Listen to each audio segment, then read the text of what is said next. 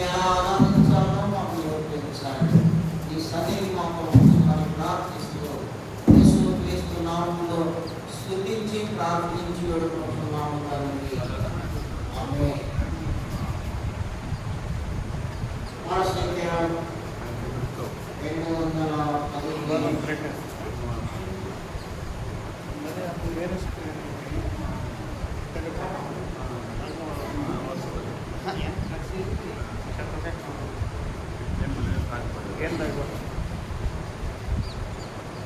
ఆడ సంఖ్య 215 లేక 213. అజీయింపరండి ప్రభు యేసుని అనే పాట 215 అజీయింపరండి ప్రభు యేసుని ఆత్మ సత్యములతో ప్రేమమయుని పరమ తండ్రిని అజీయింపరండి.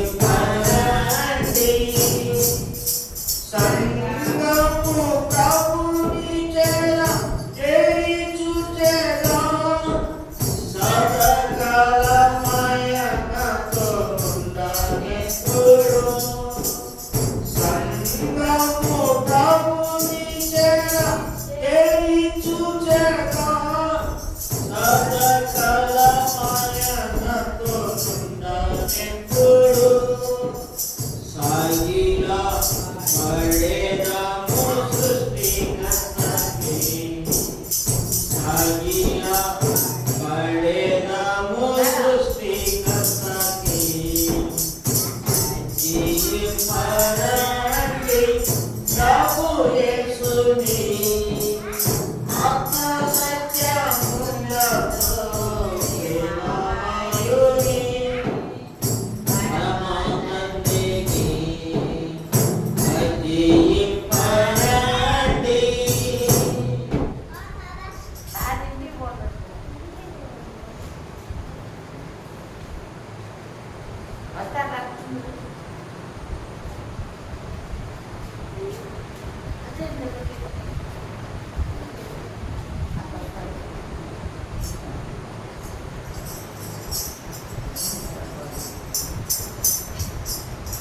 పాఠ సంఖ్య 415 లేక 412. నీ జీవితంలో గమ్యం ఏదో ఒకసారి యోచించావా అనే 415 లేక 415. నీ జీవితంలో గమ్యం ఏదో ఒకసారి యోచించవా ఈనాడే నీవు ప్రభు యేసు కొరకు నీ హృదయమర్పింపవా ఈనాడే నీవు ప్రభు యేసు కొరకు నీ హృదయమర్పింపవా నీ తల్లి గర్భమున నుండినప్పుడే నిన్ను చూచే ప్రభు కన్నులు నీ తల్లి గర్భమున నుండినప్పుడే నిన్ను చూచే ప్రభు కన్నులు యోచించినావా ఏ రీతి నిన్ను నిర్మించే తన చేతులు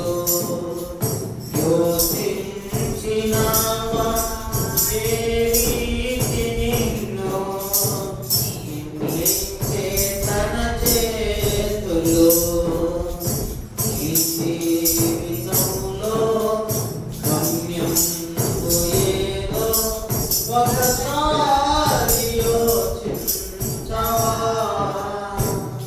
ఈనాడే నీవు ప్రభు యేసు కొరకు నీ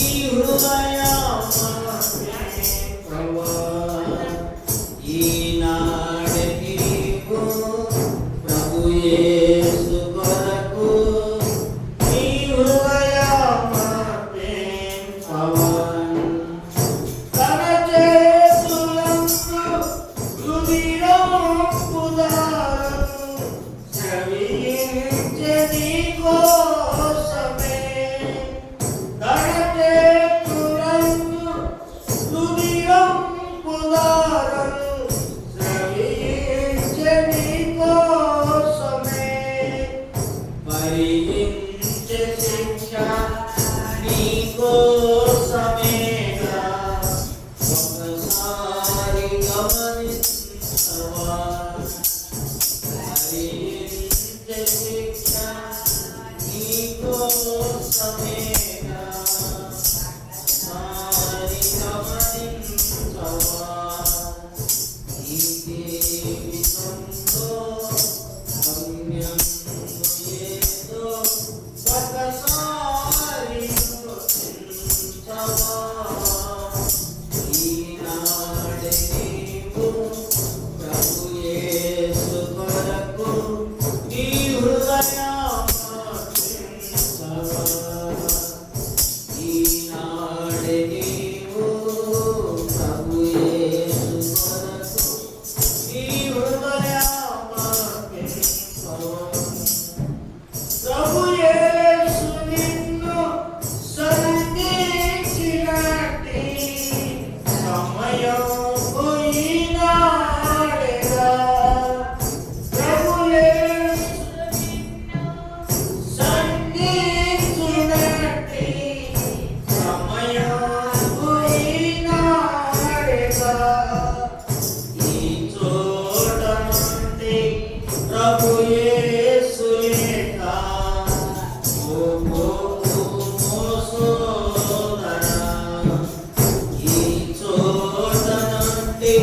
ప్రభు యేసు లేక ఓ సోదరి ఈ జీవితంలో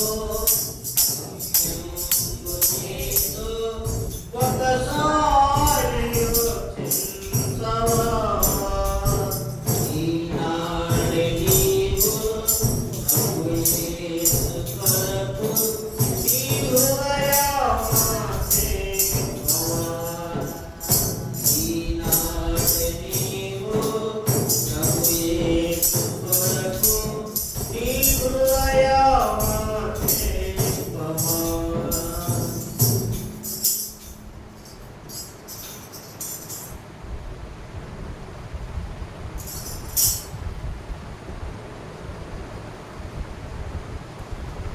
చివరిగా మన సమస్త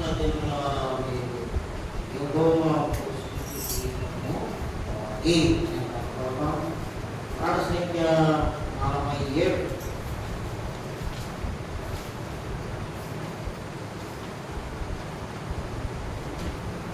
సమస్త దినముల మీరు యెహోవాకు స్తుతి గీతము పాడాలి. సమస్త జనులారా మీరు యెహోవాకు స్తుతి గీతము పాడి సంతోషముతో సన్నిధిలో ఉత్సాహించుడి జయ మనసు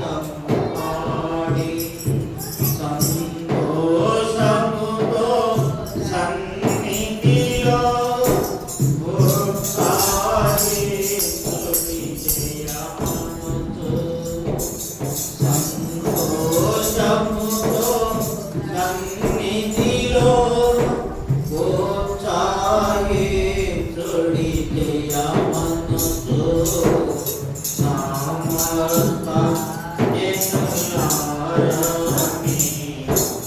యెహోవాకు స్తుతి గీతము పాడి జ్ఞాపకముంచుకో ఇశ్రాయేలు విడిపించేనై గుప్తు నుండి జ్ఞాపకముంచుకో ఇశ్రాయేలు విడిపించేనై గుప్తు నుండి నలవది సంవత్సరములు నడిపించే ఆరాధనకు నిన్ను చేర్చుటకు నలవది సంవత్సరములు నడిపించే ఆరాధనకు నిన్ను చేర్చుటకు ఆయనను స్తుతించుడి. నా జనులారాని యెహోవాకు స్తుతి గీతము పాడి సంతోషముతో సన్నిధిలో ఉత్సాహించుడి జయమనుచు.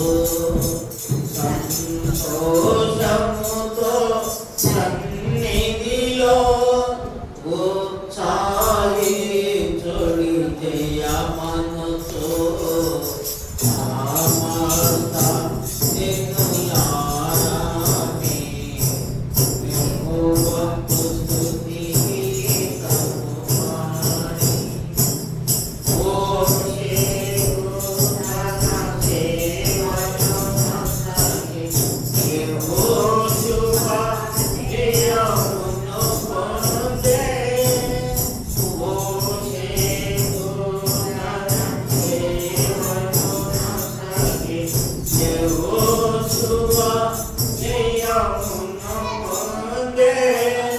శత్రుని గెలిచి రాజ్యము పొందే ఘనకార్యము మరించు. శత్రుని గెలిచి రాజ్యము పొందే ఘనకార్యము మరించి ఆయనను స్తుతించుడి. సమస్త జనులారాని యెహోవాకు స్తుతి గీతము పాడి నీవే ప్రభుని స్వంత ప్రజలుగా కొనిమి నూతన రసముతో. నీవే ప్రభుని స్వంత ప్రజలుగా కొనిమి నూతన రసముతో. ఆత్మల చేర్చి సంగము కాకే ఆయిని కని స్మరించు. ఆత్మలు చేర్చి సంగము కాకే ఆయిని కని స్మరించు. ఆయనను స్తుతించుడి. సమస్త జనులారాని యెహోవాకు స్తుతి గీతము పాడి సంతోషముతో సన్నిధిలో ఉత్సాహించుడి జయమనుచు. సంతోషముతో సన్నిధిలో ఉత్సాహించుడి జయమనుచు.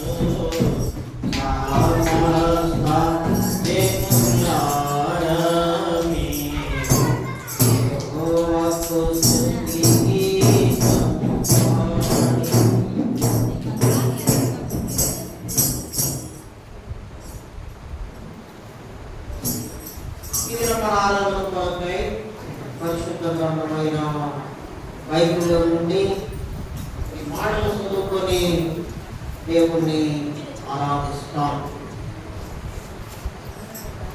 లూకా సువార్త 15వ అధ్యాయం 20వ వచనం. లూకా సువార్త 15వ అధ్యాయం 20వ వచనం.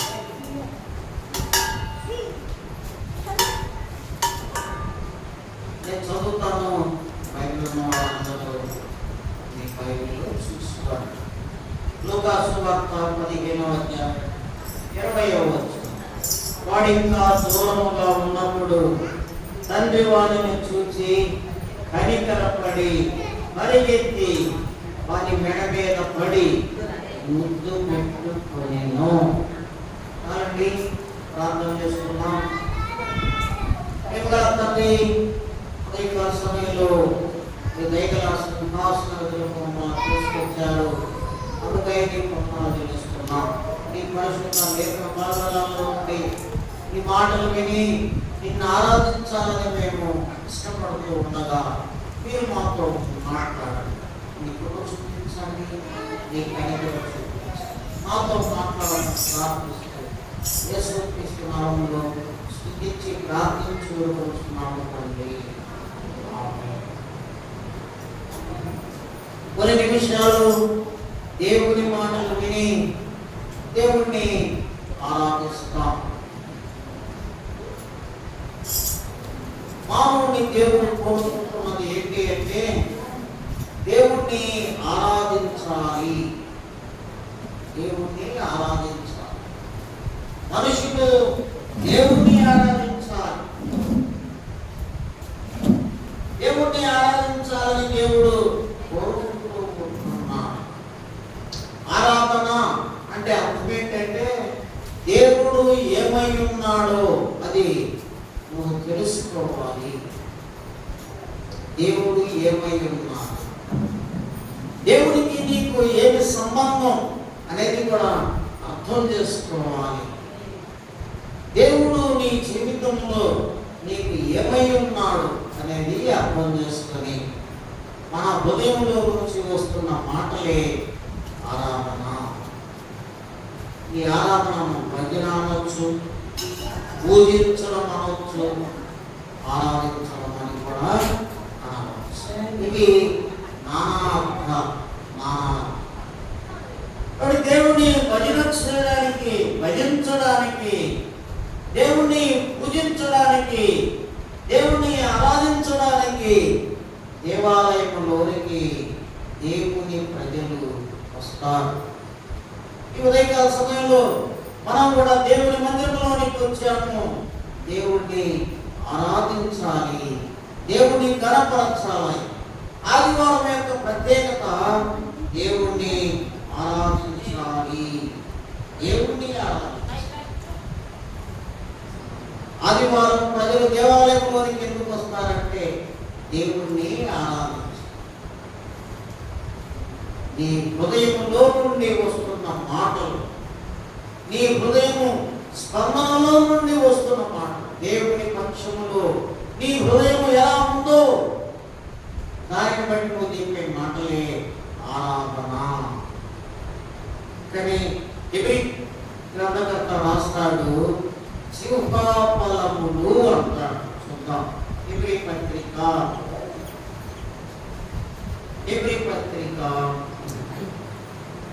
3వ అధ్యాయం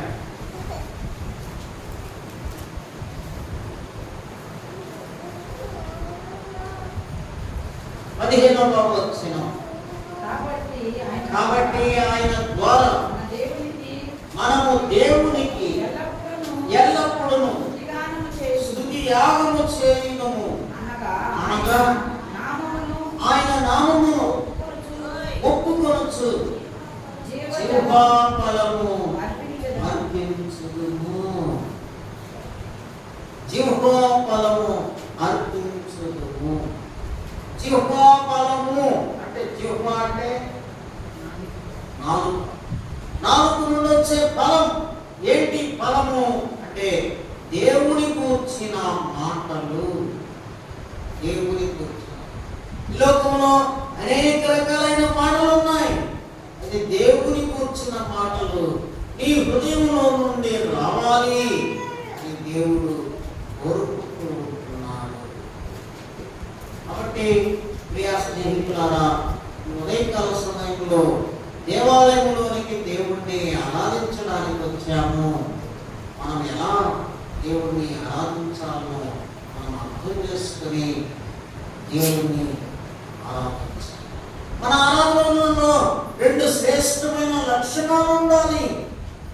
ఏంటి ఆ లక్షణాలంటే ఆత్మతో సత్యముతో ఆరాధించాలి. ఆత్మ హృదయంలో ఉన్న మన ఆత్మను దేవుని ఆత్మకు పెనవేయబడి ఉండాలి. దేవునికి మన హృదయానికి ఒక సంబంధ బాంధవ్యం ఉండాలి. దేవుని నీవు సంపూర్ణంగా అర్థం చేసుకోవాలి. దేవుడు నీ హృదయంలో ఏలుతూ ఉండాలి. దేవుడు నీ హృదయాన్ని స్పందింప చేయాలి. అప్పుడే మనం చేసే ఆరాధన నిజమైన ఆరాధన అవుతుంది. మనం ఇష్టం వచ్చినట్లు ప్రవర్తించి, మనం ఇష్టం వచ్చినట్లు మాట్లాడి, మనం ఇష్టం వచ్చినట్లు జీవించి పరిశుద్ధుడైన దేవుని దగ్గరకు వచ్చి ప్రభువా అంటే ఆయన అసహించుకుంటాడు. పక్కనే సాధారణ ఉన్నాడు. ఏమన్నా తెలుసా? దాకా నీ బిడ్డ ఏమేదో మాట్లాడొచ్చాడు, ఏదేదో చేసి వచ్చాడో, ఇప్పుడు వచ్చి ప్రభువాన్ని ఆరాధిస్తున్నాడు. అది ఆత్మతో సత్యంతో కూడిన ఆరాధనైనా అని ప్రశ్నిస్తాడు. మన ఆరాధన దేవునికి మహిమ తెస్తుందా? మన ఆరాధన దేవుణ్ణి అవమానపరుస్తుందా? వాటి రెండోది, మనము సత్యముతో ఆరాధించాలి. ఓ ప్రభువా నాకు రక్షణ ఇచ్చాము అని నీకు వందనాలు అంటే ఆ రక్షణ మనం పొందిన వారమై ఉండాలి. రక్షణ అంటే తెలియకుండా, దేవుడు అంటే తెలియకుండా, దేవుడు ఎందుకు నమ్మాలో తెలియకుండా, దేవుని యందు విశ్వాసం ఉంచకుండా, దేవునికి సంబంధించిన నిరీక్షణ లేకుండా ఇప్పుడు నీవు వచ్చి ప్రభా నీకు వందనాలంటే అది సత్యముతో కూడిన ఆరాధన. ప్రభు కాబట్టి మన హృదయంలో నుండి ఆరాధన, ఏ ఆరాధన దేవుడు కోరుకుంటున్నాడు అంటే ఆత్మతో సత్యముతో ఆరాధించాలని దేవుడు కోరుకుంటున్నాడు. మనం పరీక్షించుకుందాం, మన జీవితాన్ని పరీక్షించుకుందాం. మన పరిశుద్ధమైన జీవితం జీవించడానికి ఇష్టపడుతున్నామా? దేవుని నమ్మి కూడా అపరిశుద్ధులుగా జీవించడానికి ఇష్టపడుతున్నామా? ఒకవేళ నీ హృదయంలో పరిశుద్ధమైన జీవితం జీవించడానికి ఇష్టపడితే దేవుడు నీకు సహాయం చేస్తాడు. అలాంటి అనుభవంలోనికి నిన్ను నడిపిస్తాడు. నీ హృదయంలో ఆయన ఆత్మ నుండి నీకు ఒక మెల్లని స్వరం వినిపిస్తుంది. దేవునికి విరోధముగా ప్రవర్తించకుండా దేవుని నిన్ను భద్రపరుస్తాడు. కాబట్టి ఉదయకాల సమయంలో దేవుణ్ణి ఆరాధించడానికి వచ్చిన మనం మన జీవితాలను పరీక్షించుకొని దేవుణ్ణి ఆరాధించాలి. ఆరాధించడానికి గల కారణం ఏమిటి? దేవుడు మన జీవితంలో ఏమై ఉన్నాడు అని చాలా ప్రాముఖ్యమైన మాట. మనం ఆరాధించడానికి గల కారణం బైబిల్ గ్రంథంలో ఒక మాట రాయబడి ఉంది. 15వ అధ్యాయం లూకా సువార్త 20వ వచనములో, వాడింకా దూరముగా ఉన్నప్పుడు తండ్రి వారిని చూచి కనికరపడి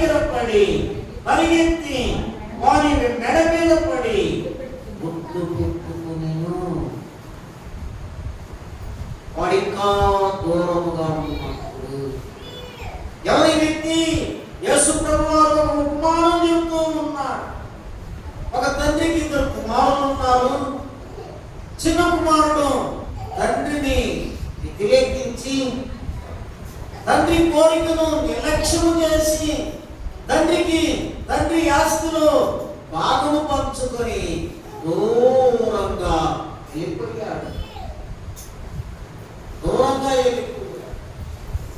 తండ్రికి దూరం అయిపోయాడు. అయితే తండ్రి వాని కొరకు ఎదురు చూస్తూ ఉన్నాడు. ఇది తండ్రి ప్రేమ.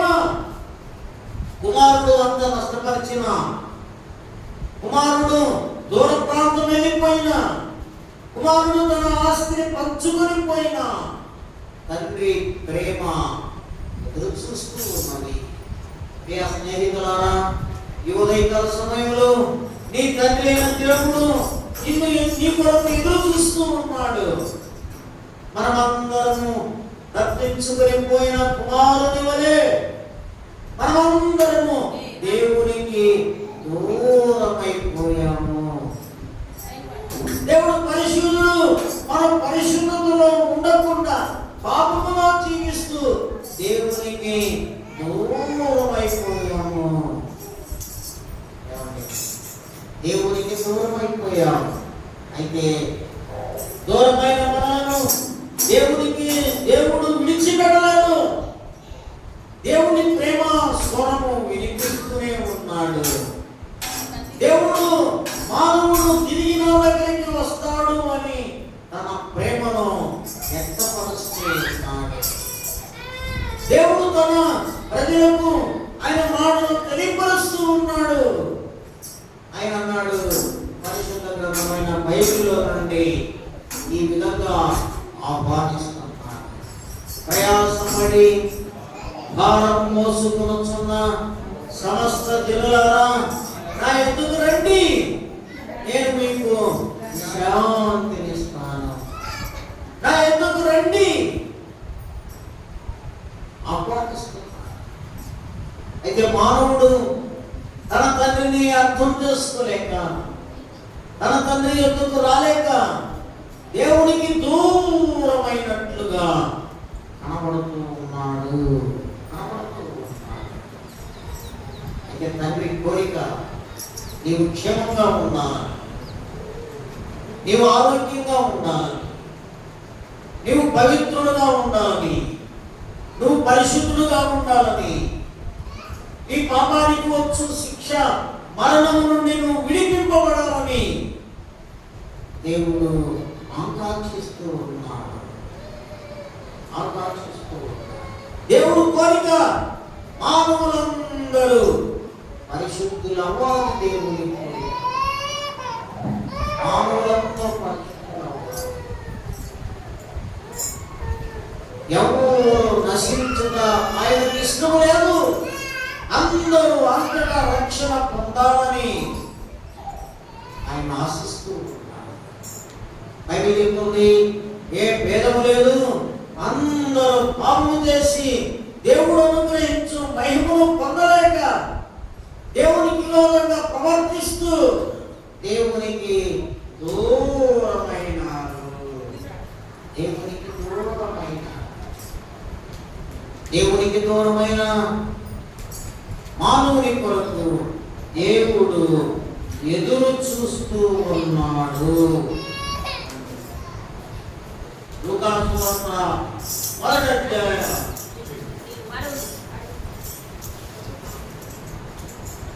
20వ వచనములో, వాడింకా దూరముగా ఉన్నప్పుడు తండ్రి వాడిని చూచి కనికరపడి వాడి మెడ మీద పడి ముద్దు పెట్టుకునేను. ఈ ఉదయకాల సమయంలో నువ్వు దేవుని వైపు తిరిగితే, దేవుడు ఎవరో తెలుసుకోవాలని ఇష్టపడితే, దేవుని యందు విశ్వాసం ఉంచితే ఆయన నీలోనికి రావాలని ఇష్టపడుతూ ఉన్నాడు. కాబట్టి మన జీవితాన్ని మనం ఆలోచిద్దాం, మన జీవితాన్ని మనం పరీక్షించుకుందాం. ఇది దేవుని ప్రేమ ఉన్నది. ఎఫెసీ పత్రిక 3వ అధ్యాయం, ఎఫెసీ పత్రిక 3వ అధ్యాయం 15వ వచనం నుండి. ఎఫెసీ పత్రిక 3వ అధ్యాయం 15వ వచనం నుండి. మీరు అంతరంగ పురుషుని యందు శక్తి కలిగి ఆయన ఆత్మ వలన బలపరచబడినట్లుగాను క్రీస్తు మీ హృదయములలో విశ్వాసము ద్వారా నివసించినట్లుగాను తన మహిమ ఐశ్వర్యము చొప్పున మీకు దయచేయవలెనని మీరు దేవుని సంపూర్ణత యందు పూర్ణులగునట్లుగా ఏర్పడి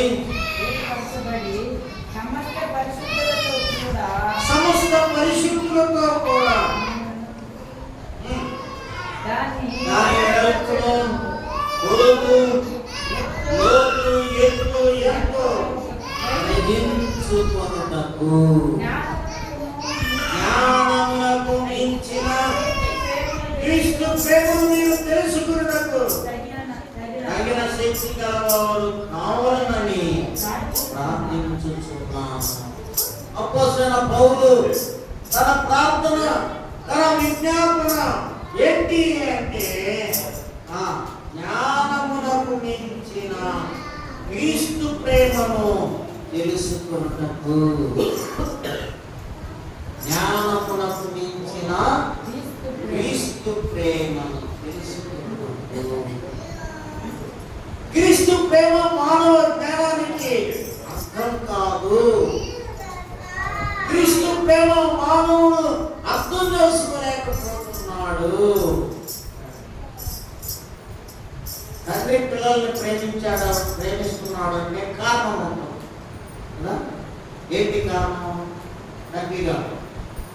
తల్లి పిల్లల్ని ప్రేమిస్తుందంటే కారణం ఉంటుంది తల్లిగా. అనంతములో ఒకరినొకరు ప్రేమించుకుంటున్నారంటే కారణం ఉంది, వాళ్ళకు రక్త సంబంధించుంటారు. దేవుడు మనం మానవుని ప్రేమిస్తున్నాడంటే కారణం ఏముంది? దేవుడు మానవుని ప్రేమిస్తున్నాడంటే కారణం ఏముంది? మనం ఎంత మంచివారము, అంటే దేవుడిని ఎంత ప్రేమిస్తున్నాము, దేవుడికి ఎలా లోబడుతున్నాము, దేవుని యందు ఎలా విశ్వాసం ఉంచుతున్నాము, దేవుని దగ్గరకు ఎప్పుడు వస్తాము? దేవుని దగ్గరికి తన సమస్య వస్తే, లేకుంటే దేవుడిని ఈజీగా వదిలేస్తాం. ఈజీగా చిన్న సమస్య వస్తే దేవుడిని వదిలేస్తాం. అయితే క్రీస్తుని ప్రేమ మానవుని ఎడల అత్యధికముగా ఉంటుంది. ఇప్పుడు జ్ఞానమునకు మించినది క్రీస్తు ప్రేమ. ఈ ప్రేమ మనం ఎలా ఉండాలంటే, ఏమి చేయాలని అనుకుంటున్నారంటే, మీరు అంతరంగ పురుషుని యందు శక్తి కలిగి. అంతరంగ పురుషుడు అంటే దేవుని ఆత్మ మన హృదయంలో పెట్టాడు, అది శక్తి కలిగి ఉండాలి. సమస్య వచ్చినప్పుడు, శోధన వచ్చినప్పుడు పడిపోయే శక్తి కాదు, స్థిరపడేది. ఉదాహరణకి పాత నిబంధన కాలంలో శేద్రకు, మేషకు, అబేద్నెగో యవనస్తులు ఉన్నారు. ఆ కాలంలో రాజు ఏం చెప్పాడంటే, మీరు ఒక ప్రతిమను పెట్టాలి, ఆ ప్రతిమకు అందరూ సాష్టాంగ నమస్కారం చేయాలి. రాజు గారు చేశాడు. వైద్యాలు వాయిస్తూ ఉంటే అందరూ సాష్టాంగ పడాలి. అయితే ఈ యవనస్తులు శేద్రకు, మేషకు, అబేద్నెగోలు దేవుణ్ణి ఎరిగిన వారు, యెహోవాను ఎరిగిన వారు. వాళ్ళు అన్నారు, ఓ రాజా, రాజ్యాన్ని కూడా సంపాదించారు. నెబుకద్నెజరు, మేము నమ్మిన దేవుడు ఈ మందు చుట్టూ అగ్నికుండములో నుండి మమ్మలను రక్షించగలడు. లేకపోయినా మేము మీరు పెట్టిన ప్రతిష్ఠ ఏంటిది అంటే అంతరంగ పురుషుని యందు దేవుని కొరకు ఎంత శక్తి కలిగి ఉన్నారంటే వాళ్ళు మరణానికి కూడా భయపడలేదు. ఒక గొప్ప సత్యం ఏంటంటే యేసు ప్రభువు సజీవుడై ఉన్నాడు అనడానికి హతసాక్షులు కాదు. యేసు ప్రభు సజీవుడై ఉన్నాడు అనడానికి కారణం హతసాక్షులు. ఎంత మంది క్రీస్తు కొరకు హతసాక్షులైపోతున్నారు. ఎంతమంది క్రీస్తును నమ్మడప్పుడు ఎన్నో సమస్యలు వచ్చినా వదలడం లేదు దేవుణ్ణి. అంటే ఆయన సజీవుడు, ఆయన సజీవుడు. మరి మన భక్తి అలాగుందా? మన విశ్వాసము అలాగుందా? అంతరంగ పురుషుని యందు శక్తి కలిగిన వారముగా జీవిస్తున్నామా? రెండవది, భూమి మీదను మీకు అంతరంగ పురుషుని యందు శక్తి కలిగి ఆయన ఆత్మ మన వలన బలపరచబడినట్లుగా దేవుని ఆత్మ మనల్ని బలపరుస్తూ ఉంది. దేవుని ఆత్మ మనకు శక్తినిస్తుంది. దేవుని ఆత్మ మనలను ప్రేరేపిస్తూ ఉంది. మూడవదిగా క్రీస్తుని హృదయములలో విశ్వాసం ద్వారా నివసించినట్లుగా. క్రీస్తుని హృదయములలో నివసించాలి. దేవుడు మన హృదయంలో నివసిస్తాడు. క్రీస్తు మన హృదయంలో నివసిస్తే మన పరిశుద్ధమైన జీవితం జీవించడానికి ఆస్కారం ఉంటుంది. క్రీస్తు మన హృదయంలో నివసించకపోతే పవిత్రులు అవ్వడానికి, ఊరికే పడిపోవడానికి, ఊరికే దేవునికి విరోధంగా ప్రవర్తించడానికి అనేకమైన అవకాశాలు ఉన్నాయి. తన మహిమ ఐశ్వర్యము చొప్పున మీకు దయచేయవలనని మీరు దేవుని సంపూర్ణత యందు పూర్ణులగునట్లుగా. దేవుని సంపూర్ణత యందు పరిపూర్ణులు కావాలి. దేవుని యందు భయభక్తి కలిగి ఉండడంలో పరిపూర్ణులు కావాలి. చిన్నపిల్లల మాదిరిగా ప్రతి చిన్న సమస్యకు దేవునికి విరోధంగా ప్రవర్తించాలి. అవసరం లేకుండా అబద్ధాలు, అవసరం ఉండవు, బుద్ధులు దేవునికి విరోధంగా ప్రవర్తించడం, పరిశుద్ధమైన జీవితం జీవించలేకపోవడం, ఇది దేవుని మహిమైశ్వర్యం చొప్పున దయచేయవలనని మీరు పూర్ణత యందు సంపూర్ణత యందు పూర్ణులగునట్లు ప్రేమ యందు వేరు కాలి స్థిరపడి. ప్రేమ దేవుణ్ణి ప్రేమించడంలో, ఎదుటివారిని ప్రేమించడంలో వేరు కాలిన వారమై సమస్త పరిశుద్ధులతో కూడా దాని వెడల్పు, పొడుగు, లోతు, ఎత్తు గ్రహించాలి. పరిశుద్ధత యందు సంపూర్ణత, పరిశుద్ధతలో దాని పొడవు, ఎడల్పు, లోతు, ఎత్తు తెలుసుకోవాలి అని పౌలు యొక్క ప్రార్థన. కాబట్టి ప్రియ స్నేహితులారా, ఈ ఉదయకాల సమయంలో దేవుణ్ణి ఆరాధించడానికి వచ్చిన మనం మన జీవితాన్ని మనం పరీక్షించుకొని దేవుణ్ణి ఆత్మతో సత్యముతో ఆరాధించాలి. దేవుణ్ణి ఆరాధించడానికి గల కారణం దేవుని ప్రేమ. దేవుడు మానవుని ప్రేమిస్తూ ఉన్నాడు.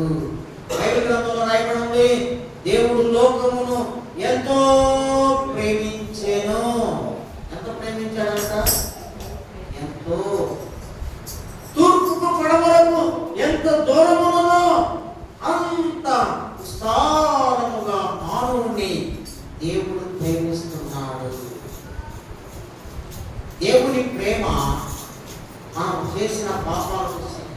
ఇవ్వడం లేదు. దేవుని ప్రేమ చూడండి. కీర్తన గ్రంథం 103వ అధ్యాయం 10వ వచనంలో ఈ విధంగా వ్రాయబడి ఉంది. కీర్తనలు 103 10వ వచనం. మన పాపమును బట్టి మనకు ప్రతీకారం చేయలేదు, మన దోషమును బట్టి ప్రతిఫలం ఇవ్వలేదు. భూమి కంటే ఆకాశము ఎంత ఉన్నతంగా ఉన్నదో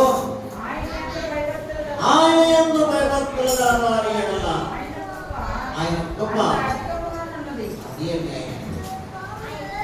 మన పాపమును బట్టి మనకు ప్రతీకారం చేయలేదు. మానవుడు చేసిన పాపానికి దేవుడు ప్రతీకారం చేస్తే ఎవరు నిలవగలడు? ఏ మానవుడు నిలవగలడు? బైబిల్ గ్రంథంలో ఈ విధంగా రాయబడింది, యెహోవా నీవు ఆ దోషములను కనిపెట్టి చూడగా ఎవరు నిలవగలడు? ఈ భూమి మీద ఎవరు నిలవగలడు? మనుషులందరూ పాపులే.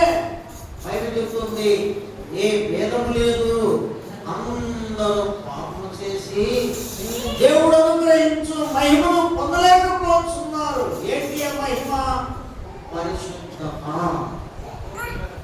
ఆ పరిశుద్ధతను పొందలేకపోతున్నారు. అందరూ పాపులే బైబిల్ చెప్తూ ఉంది. ఇలాంటి పాపులైన మానవుని దేవుడు ప్రేమిస్తున్నాడు.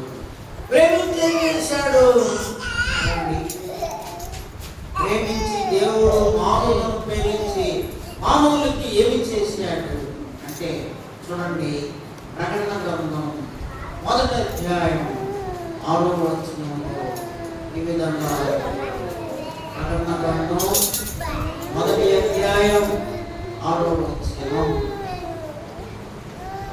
చదువు. మనలను ప్రేమించుచు తన రక్తములను మన పాపముల నుండి మనలను విడిపించిన వానికి మహిమయు ప్రభావములు యుగ యుగములు కలుగునుగాక. ఏమండి?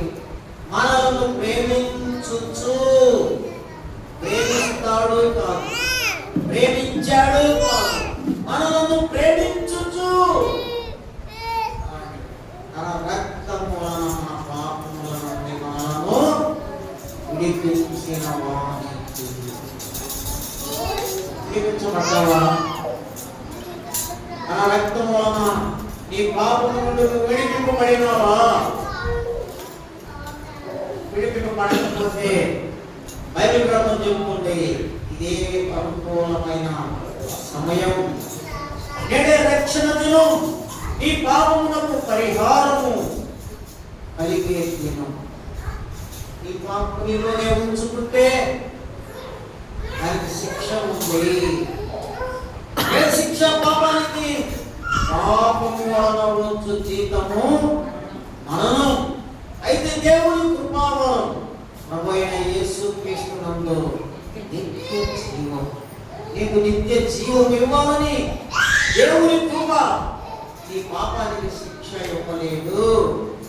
నువ్వు క్రీస్తు దగ్గరికి రావాలని ఆయన ఇష్టపడుతున్నాడు. కాబట్టి ఉదయకాల సమయంలో ఆయన పాపములను, ఆయన ప్రేమ వలన మన పాపములను శిలువలో మరణించి సమాధి చేయబడి ఆయన తిరిగి లేచాడు.